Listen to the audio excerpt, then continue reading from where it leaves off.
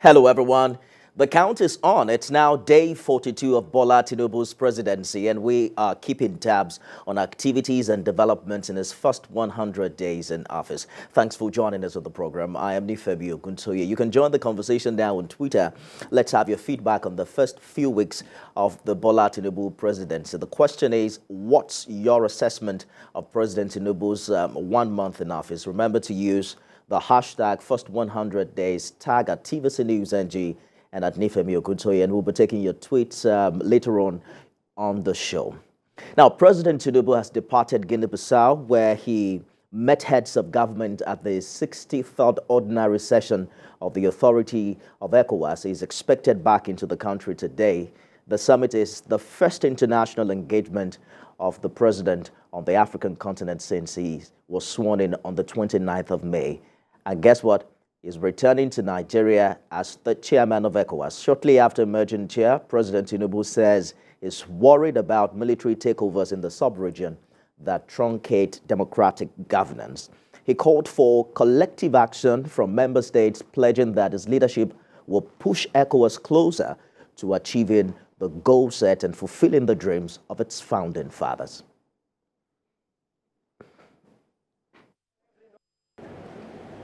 We will work collectively to pursue inclusive economic integration of West Africa, which result in warning to exploiters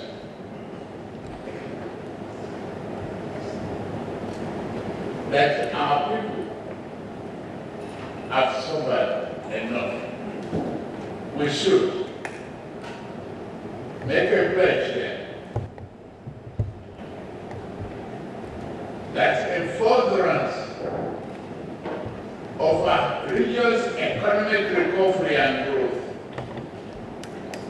we will commit to democracy and promote democracy and rule of law. I am with you. In Nigeria, we have. All right, Nigeria, we are back. We're going to get back to the president's speech, his inaugural speech as chair of ECOWAS shortly. But let's turn our attention now to the presidential villa, where our State House correspondent Femi Akonde is standing by. Femi, let's explore some developments back at home while the president was away. The APC has now postponed its national caucus and NEC meetings that were supposed to hold today and tomorrow to next week. You spoke with the party's national chairman yesterday. You seem to have played down the crisis within the party post-election, right? Yes, indeed, Nifemi, the party chairman, Senator Abdullahi Adam, was trying to be very diplomatic in that interview you referred to. You know, he denied any rancor within the All Progressives Congress. But, you know, people watching from outside can tell that indeed it appears all is not well in the APC. And some people have been speculating that there are also some forces against the national chairman who are working to ensure that he's removed as the chairman. What some of the perceived sins, I should say, of Senator Abdullahi Adamu predates the administration of Bola Ahmed Tinubu during the campaign leading to the victory on the ballot, and even how after he emerged as the chairman of the party, a lot has happened within that short period of time. And what the party is also grappling with now is trying to manage the success it got at the polls. And there are also speculations about his relationship with the president. I particularly asked him if indeed there's a frustrating relationship with President Bola Tinubu. Nifemi, let's hear his response to my question.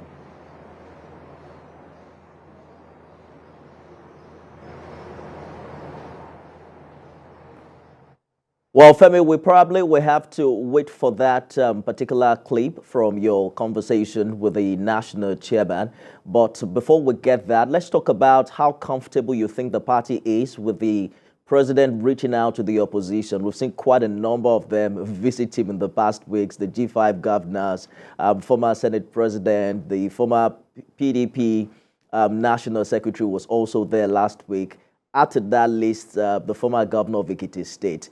President Tinubu has talked about a government of national unity. How do you think his party is receiving it? Well, if I may, again, I'll refer to that interview I had with the national chairman of the party. You know, he said that as soon as President Bola Tinubu won that election, he became the president of Nigeria, no longer the president of APC. So he's free to interact with Nigerians from all walks of life. Political party lines have been blurred for Mr. President. He is the president for all Nigerians, and that is why he has thrown his door open. President Bola Tinubu said he's going to run an open door policy, and he has literally done that with the caliber of people we see coming into the presidential villa to visit him. We have seen prominent members of the opposition party coming to meet with the president, having a long conversations with the president. We have seen the former governor of Kano State, who also contested the presidential election, Rabi Musa Kwankwa. So he met with the president, had about a 3-hour-long meeting with him. We have seen Ayim Pius Ayim, we have seen Olisa Metu, we have seen Ayo Fayoshe, and so many of them coming in to meet with the president. And they are also saying that, well, indeed, it's good to commend the president when he's doing well, and it does not matter if he's from their own political stock or not. What matters is that the actions of President Bola Tinubu are in the interest of Nigerians. Well, if I'm hearing that video I referred to, that response to the question on the relationship between the party chairman and President Tinubu is now ready. So let's listen to his response to my question, if I may. Consultation with what happened. We are agreeable as leaders of this party to accept what transacted in the two chambers of the National Assembly. And the principal officers so nominated stand.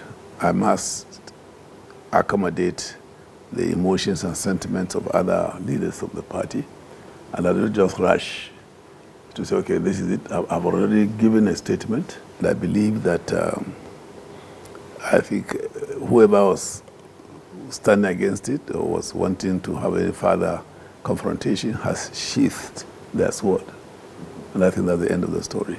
I have no problem with the president. And I'm a front runner. I led this party with God's guidance. We won the election. Everywhere I went with the president during the campaigns. We never had any issues between me and him throughout the campaign.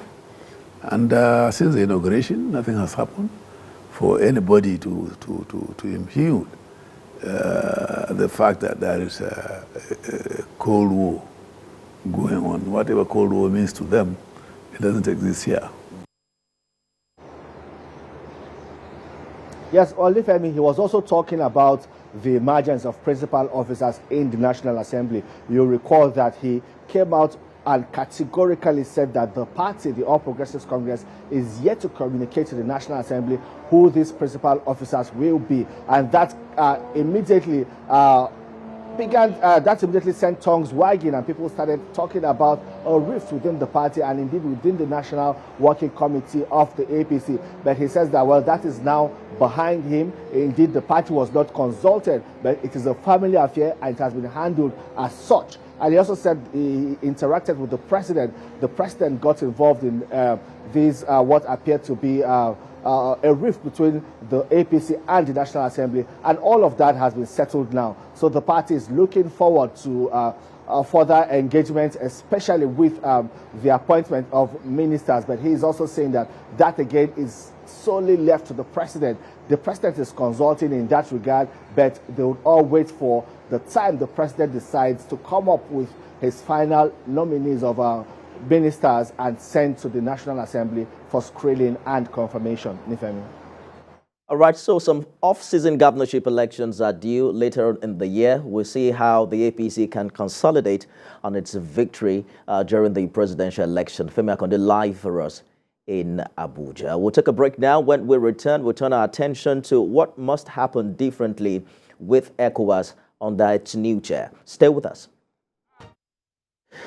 Member countries of ECOWAS have now congratulated Nigeria for the successful conduct of the country's election that led to the emergence of President Bola Tinubu. The president of Guinea-Bissau, Umaru Embalo, commended Nigeria for the sustenance of peace and strengthening of democracy in the West African region. He also said the situation in Mali, the Republic of Guinea, and Burkina Faso with regards to the prolongation of the transition period represents a regression of the values of democratic rule of law adopted by member states through the supplementary protocol on democracy as well as good governance. He insists that the return of democracy in the three countries is significant in the search for political stability in the sub-region.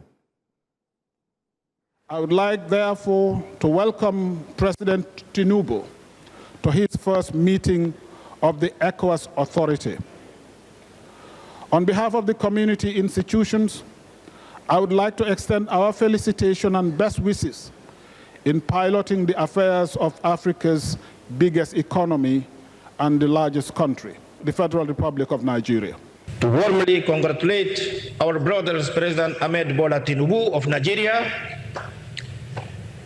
and Julius Maada Bio of Sierra Leone on the election and their election respectively, to the supreme magistracy of their country, and to wish them great success and considering the fact of these two great brothers people. For more on this development, I'm joined by publisher Inside Watch Africa, Oluwa Sheyi Adeyemo. I'm also joined by Honorable Frederick Opare Ansah, who is a Ghanaian politician.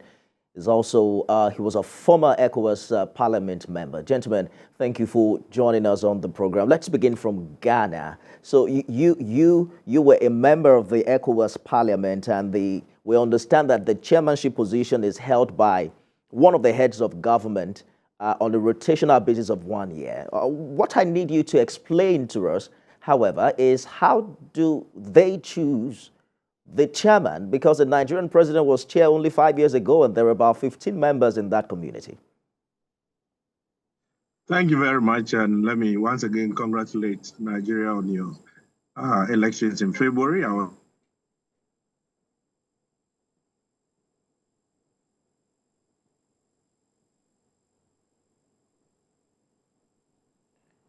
Honorable Ansah, you have to unmute yourself. We can't hear you from here. The one of the ECOWAS. Indeed, the rotational nature of the chairmanship of the heads of authority of ECOWAS, the summit, is not like the rotational nature of the speakership of the parliament, where it goes through an alphabetical rotation. So currently, I think Nigeria finished with His Excellency Kurimadu, and then it moved from N to Senegal for Honorable Excellency Cicelo, and then now it's in Sierra Leone. The authorities is usually, it's the highest level of the community institutions. And so there is some talk amongst the heads of state, and depending on the gravity of the situation facing the region and the kind of leadership that they are expecting to get, they talk among themselves and then decide to choose a particular person to lead at a time. You would find that Ghana has led severally, Nigeria has led severally. These are among probably some of the best economies that you have around the region. And so the leadership does come with some responsibilities. And usually you would find that those with the necessary gravitas tend to lead more often. Occasionally, you will find some members of some of the smaller economies also leading. But I think in current terms, the Nigerian leadership is apt and will go a long way to really cement the integration process that is being championed by ECOWAS. All right, let me quickly bring in my next guest, Mr. Adeyemo, on the conversation. You heard Honorable Ansah talk about the responsibility and the expectation for the chair his role in conflict resolution is expected to also advocate and liaise with the president of the ECOWAS Commission. But I'm just concerned if what your thought is, what do you make of the president taking up this role? Does it put him in an advantage position to fulfill his campaign promises back at home, or you consider it a distraction? First of all, I would also like to congratulate Nigeria and the president for this election. The truth of the matter is, whether he likes it or not, because we're Nigeria and our size economically and politically, consistently and continuously will be called upon to lead organizations as this. The truth of the matter is, and that's why some of us are always very, very particular on the kind of person that end up to become the president of Nigeria, because at the end of the day, beyond what you're expected to do at home as the president of Nigeria, you're also expected to provide leadership for the region and in all sorts of affairs. So yes, he does his job very well as chair. He would naturally add to his wins or to his gains as being the president of Nigeria, because the expectation is, as a country, the people expect us to provide leadership for the rest of Africa. I mean, a lot of things are, have been thrust on our shoulders regards economy and political strength, and you can't have that. It's like being the elder brother in the house. Whether you like it or not, you must brace up to occupy the leadership role. So it would not eventually have any negative impact on his political declarations or on the things he promised that he was going to deliver as to Nigerians when he was campaigning. We're counting on that. Honorable answer. The new chair is talking tough about the need to put an end to the incessant coup in the sub-region. There's been 7 of them in the past 4 years, 5 successful, 2 failed. I'm wondering what you think about ECOWAS's response in this regard. Well, even that goes to the heart of the matter that you raised with the previous speaker about whether his responsibilities will, in ECOWAS, will distract him from his home responsibilities or not. And he gave an apt response. Nigeria is a big brother in the region. You think if there is strife in Ghana tomorrow, where will I be heading? I'll be heading straight to Niger. It's my next home. And it is true for a lot more people in the region. So it is important that as the head of state of Nigeria, when you have the opportunity to lead ECOWAS, you ensure that there is peace and stability in the entire region. Because any little problem anywhere, Nigeria will be the first port of call for all of us as a safe haven. Indeed, his call on the nations to respect democratically elected governments and for cessation of coup d'etats is apt.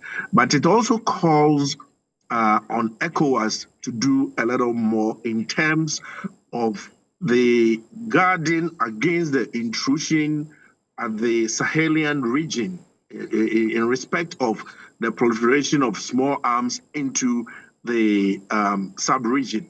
Because of what has happened up north in Africa, especially what happened in Libya, a lot of small arms found its ways into our sub-region.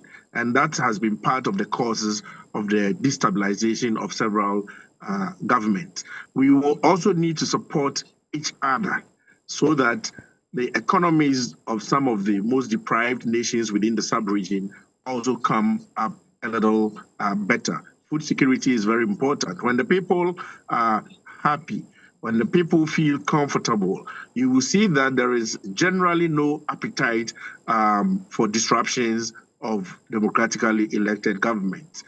Every soldier who is picking up the gun to remove a government first needs to feel the pulse, the temperature in the country to see whether they will be accepted or not. So it's important that as leaders of ECOWAS, as leaders of the sub-region, President Tinubu and his colleagues will ensure that the policies that the stronger countries help shape will also uplift some of the smaller and weaker countries. You will notice that most of the places where we are having these coup d'etats do have some major economic challenges as well. So quite apart from the weakened security of the Sahelian frontier of ECOWAS, we also need to ensure that we are helping to improve the economies of the weaker countries.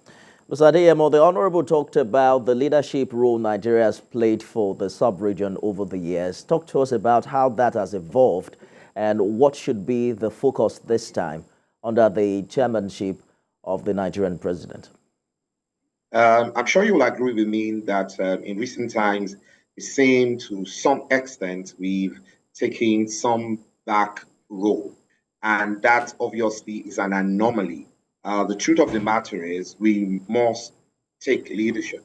And I like the fact that Mr. President, reiterated that fact by saying that Nigeria is back to take his rightful place because, like I said, God in his infinite mercy gave Nigeria a little more surplus. And whether we like it or not, you cannot have that to yourself alone. You must be willing to share. The example I give is if you have some food in your house, and you have a friend who has unimpeded access to coming in and out of your house. The Yoruba people will say you must provide for them as well, because if you do not, at the end of the day, whatever you've provided for yourself will not be enough for you to feed them. And so talking about providing leadership for the rest of Africa is not something we should discuss, for too long, because it's a natural thing and we must do it first for our security. Secondly, for the fact that we signed on to this treaty. This treaty calls on us to have a unified economy. It is, it's a union that we had signed on 48 years ago. Indeed. And it is something we must live up to and we must do rightly. And like I said, we must provide leadership that is naturally trusted on us by God. Whether President Tinubu is chairman or not, Nigeria will always be called upon to provide leadership, whether on the side or from the front or from the rear. Gentlemen, we have to go now. I must say a big thank you. Oluwaseyi Adegoke Adeyemo is publisher Inside Watch Africa. Thank you for your insight on the program. Honorable answer. Hopefully, all you have to come to do in Nigeria's vacation, there will be trouble back at home. As a former member of the ECOWAS Parliament. Thank you. Thank you so much for contributing on the program as well. All right, so let's turn our attention now to Twitter, where we asked the question, what's your assessment of President Tinubu's performance in the past few weeks since he assumed office? And we have some reaction for Faduri Oluwadare Joseph. He says that civil servants for the first time in 8 years are yet to be paid their salary for June, even when it's July 7th already. And it was even Salah month that workers should have been paid since June 28th. President Tinubu on scorecard. All right, so the Office of the Accountant General of the Federation has blamed that development on what they call technical challenges for the delay in payment. We understand that some were paid and some others were left out. Hope somebody is watching from the presidency and ensuring that that is fixed. For Are, as day goes by, the pains on the economic situation is growing astronomically. And it says that President Tinubu kindly apply price control measures on the common man's daily consumption commodities. Call Ipman to reduce the PMS price to 300 naira. This will make you a hero. The last thing we heard was that it's the market force that now determines the price of petrol. But we're yet to hear from the president. I agree with you as regards the intervention is promised some 42 days after. For Sam Olorunfemi Jr., he says we must commend President Tinubu's action so far, especially on the issue of tax reforms, as this will ameliorate the tax burden on Nigerians. Mr. President has shown seriousness in making things work. Well, we lost that visual. But he says, okay, Mr. President has shown seriousness in making things work in the area of the economy. It's good to start on this kind of path. And then we're looking forward to what the implication of all of these decisions and policies will be for the Nigerian people. For Mohammed Tajuddin Adio, he says, I believe the president's eye is on the ball. Nigerians need a hands-on president. The president has been demonstrating that, especially in the area of the economy. I expect the same in the security. You can't lead the country like Nigeria and be passive. The hashtag to use is hashtag first 100 days. Remember to tag at TVC News NG and at Nifemi Oguntoye. That's our show today. Watch out for a repeat at midnight and at 6 a.m. tomorrow. I'll be back tomorrow at 5 p.m. or rather 6 p.m. with more updates. I am Nifemi Oguntoye. It's bye for now.